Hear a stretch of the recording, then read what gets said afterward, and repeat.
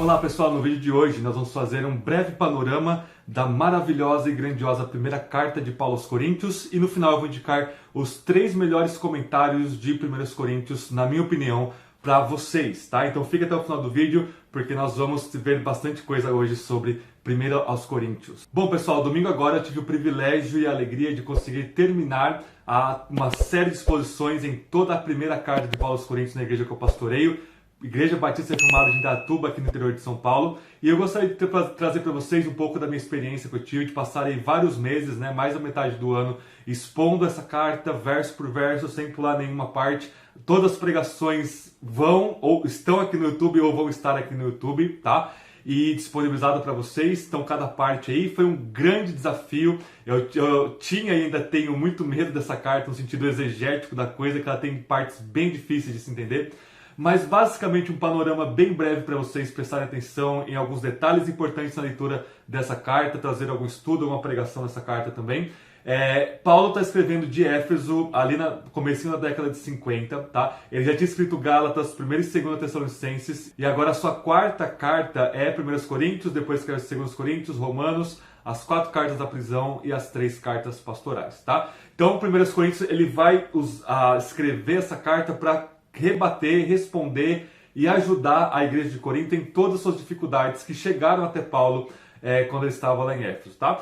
Capítulo 1 ao 4 de 1 Coríntios, Paulo vai tratar sobre a questão das divisões na igreja de Corinto. Então, um grupo estava dizendo que era de Paulo, outro era de Pedro, outro era de Apolo, outro era de Jesus. E Paulo, então, vai responder esse dilema com o Evangelho. A cruz do nosso Senhor Jesus, ela nos dá a humildade, ela quebra o nosso orgulho, quebra o partidarismo. E aí, quando a gente se centra numa vida cruciforme, ou seja, focada e moldada pela cruz de Cristo, que nós vamos então ter uma unidade na igreja e construir então a igreja sobre materiais preciosos, ouro, prata e pedra preciosas, que é a palavra de Deus, que é o Evangelho, e não com feno, madeira e palha de pensamentos antibíblicos, mundanos, etc. Tá? Então o grande problema de Corinto era imaturidade. Então todos os livros da Bíblia, na minha opinião, falam do Evangelho e cada um vai articular o Evangelho em uma prisma diferente, uma perspectiva diferente. 1 Coríntios vai articular o Evangelho em relação à maturidade cristã. Então, como a mensagem do Evangelho, da cruz e da ressurreição de Cristo vai nos dar para a igreja de Corinto e dar para todos nós maturidade na nossa vida cristã, porque eles eram imaturos. E o motivo da imaturidade deles era porque eles estavam casando vários pensamentos pagãos que eles tinham antes, que a cidade de Corinto tinha naquela época, com a fé cristã. Tá? Então a questão do partidarismo era muito comum entre os retóricos, o pessoal que vivia de pregação, de filosofia na época.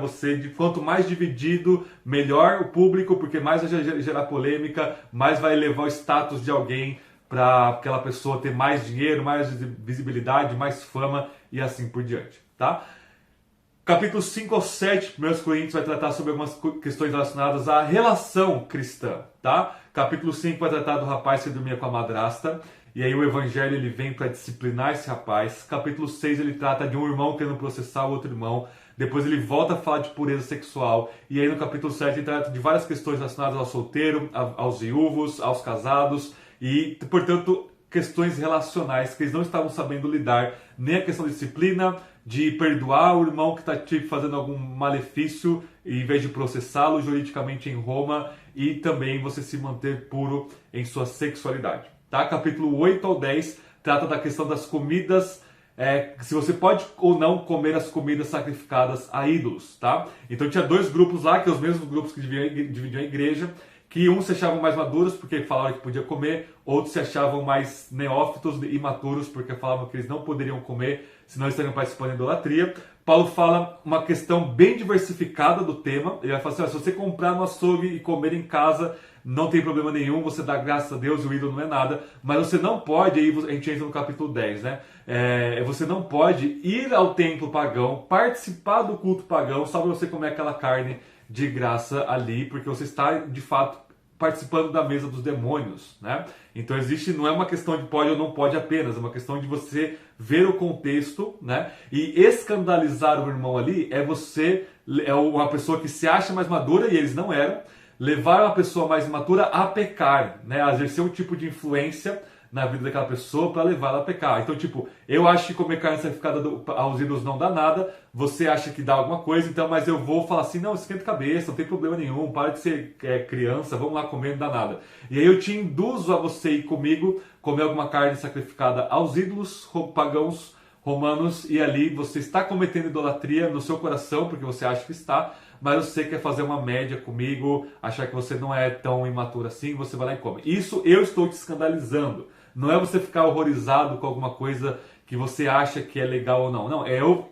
ir e colocar uma pedra de tropeço na sua frente para você tropeçar. É eu fazer você pecar. É um cristão fazer um outro cristão pecar nesse sentido. Isso é escandalizar, tá? Não é você ficar assim de espantadinho com alguma prática que você não concorda, tá? Por exemplo, bebida alcoólica, assistir televisão, ir na praia, todas essas coisas que o cristão é legítimo ele fazer. E aí você, não, nossa, estou horrorizado porque tal fulano fez tal coisa. Você está adicionando mandamentos humanos aí à palavra de Deus. Isso não tem nada a ver com escandalizar ou não, lá de 1 Coríntios 8 ao 10. Tá? Capítulo 11 ao 14 vai tratar de questões relacionadas ao culto, vai tratar da questão relacionadas ao véu, questões relacionadas à ceia e questões relacionadas aos dons espirituais, que eles não estavam sabendo nem um pouco lidar com nenhuma dessas coisas.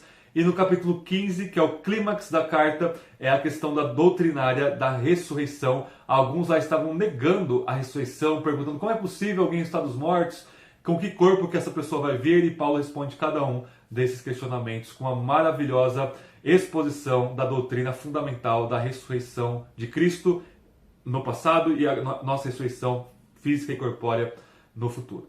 Tá? Então, esse é um breve panorama. Então, Paulo ele quer criar em Corinto, e o Espírito Santo quer criar em todas as igrejas, maturidade, não a partir de legalismo, não a partir de tradicionalismo, mas a partir do evangelho do Cristo crucificado que morreu por nós e que nos salva.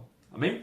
3 comentários bem pesados para vocês se aprofundarem ilimitadamente nessa carta maravilhosa. O primeiro deles, e é o único dos 3, infelizmente, me desculpem por isso, que está em português, é o comentário do Gordon Fee, de 1 aos Coríntios, tá? Esse comentário, gente, ele é um divisor de águas nos estudos de 1 Coríntios, tá? Ele é enorme, ele foi publicado pela primeira vez em 1987, ok? E ele teve uma revisão dele pelo próprio autor publicado em 2014, então essa revisão é bem recente aí, tá? Esse comentário do Gordon Fee é muito bom, é bem exegético, bem técnico, foi publicado em inglês pela New International Commentary of the New Testament, novo comentário internacional do Novo Testamento, que é uma série, sim, é uma das top 5 de rigor exegético, de profundidade, de quantidade de pesquisa que tem.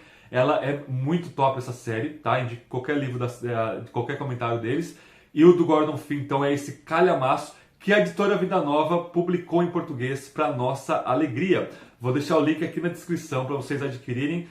Vocês não vão se arrepender, é muito bom mesmo, tá? Esses comentários exegéticos, gente, não é para estabelecer doutrina, não é assim, para formar definitivamente para você concordar com tudo que o autor fala, mas é para te dar todas as ferramentas, contexto histórico, análise linguística, análise de manuscritos, para você conseguir se aproximar mais profundamente do texto bíblico, tá? Um segundo comentário também importantíssimo, melhor do que o do Gordon Fee, porque ele é mais técnico ainda, mais profundo ainda, traz até questões relacionadas à história da interpretação de cada passagem de 1 Coríntios, maravilhoso, é o do Anthony Chesterton, tá? Tanto o Fee quanto o Chesterton, ambos são falecidos, né, infelizmente, e o do Chesterton, ele é muito bom mesmo, ele vai pegar, é como se fosse o Gordon Fee com esteroides, ele vai desenvolver. O Chesterton era muito bom em tudo, ele era bom em teologia bíblica, bom em teologia histórica, bom em teologia sistemática, bom em filosofia, o cara era uma enciclopédia ambulante em todas essas áreas, tá? E ele publicou primeiramente em 2000, então o do Gordon Fee, primeiro em 1987, o do Chesterton foi em 2000, então já foi um tempo depois, tá? E a revisão dele veio em 2013, tá? Então o do Fee veio em 2014 e do Chesterton veio um pouquinho antes, em 2013. Também um comentário espetacular. Pessoal, interrompendo o nosso vídeo rapidinho aqui para mostrar para vocês nosso espaço de membros aqui no canal. Aqui no canal, além de todo o conteúdo gratuito que a gente faz com muito amor para vocês, nós também temos nosso espaço de membros para aqueles que querem se aprofundar cada vez mais no estudo bíblico e no estudo teológico. E aqui nós temos o Seminário Avançado de Teologia e o Instituto de Linguagem Bíblica. No Seminário Avançado de Teologia, gente, nós temos aí cursos de teologia bíblica, histórica e sistemática num nível avançadíssimo, mas sempre numa linguagem acessível a todos, tanto que não precisa de nenhum pré-requisito para vocês entenderem as aulas. Então, quer se aprofundar na teologia como um todo, se inscreva aqui no nosso Seminário Avançado de Teologia, e temos também o nosso Instituto de Linguagem Bíblica, onde nós usamos o melhor da metodologia de aquisição de linguagem para ensinar o grego e o hebraico bíblico. Só no nosso curso de grego nós vamos ter mais de 200 aulas para vocês. Então, ficou curioso? Seja membro aqui do nosso canal e seja abençoado aí com rico conteúdo, tá bom, pessoal? Deus abençoe. Agora, o meu top 1 de comentários de 1 Coríntios, teve outros, consultei muitos outros, teve alguns que foram bem inúteis para mim, que eu esperava mais, então eu não vou comentar esse, estou trazendo o meu top 3 do que eu consultei nesses vários meses que eu preguei em 1 Coríntios, tá? O meu top 1 não é o mais exegético, ele não é o mais extenso, ainda que ele tenha 900 páginas mais ou menos, né? Mas ele é um nível a menos. O tanto do Gordon Fee quanto do Chesterton são níveis avançados, tá? Esse que eu vou indicar para vocês é nível intermediário. Mas por que ele é o meu top 1? É o comentário do Pillar, tá? A série Pillar, editada pelo Carson Pillar, Commentary of the New Testament, tá? E o volume do Pillar é do Ryan Ciampa, ou Ciampa, alguma coisa assim, e do Brian Rosner. Gente, eu gosto muito desses dois autores. A primeira edição saiu em 2010, tá? E qual que é a vantagem desse? Se você não tem muito tempo para ficar lendo assim centenas de páginas sobre um capítulo de 1 Coríntios, esse livro vai resumir um pouco mais e ele vai trazer o que há de melhor, no meu ver, dos insights do Gordon Fee, do Chesterton e de todos os comentários que vieram antes aí de 2010 sobre 1 Coríntios, tá? Então esse comentário do Pillar, do Roy Ciampa e do Brian Rosner é muito bom. Eu sempre ia nele primeiro porque ele já me dava um panorama bem legal do melhor do que vieram antes dele. Então eu entendo, eu estou em acordo com eles em boa parte da interpretação deles aqui, tá? E de outros livros que eu li desses dois autores também são fantásticos, fenomenais, tá bom? Gostou, pessoal? A gente tem uma série aqui no nosso canal de vários livros da Bíblia que eu indico comentários avançados para vocês se aprofundarem nos estudos. Lembrando que uma boa parte do meu público aqui são alunos meus nos seminários, são cristãos que querem aprofundar os estudos na teologia. A gente não traz nada raso para vocês aqui. Então, deixa o like, se inscreva no canal se você ainda não é inscrito e compartilhe esse vídeo com mais pessoas. E, se ficar com vontade e der tempo, assista nossa série de pregações aqui em 1 Coríntios. Critique, vê o que você não concordou, retenha o que é bom. E é isso aí, pessoal. Deus abençoe. Até o nosso próximo vídeo.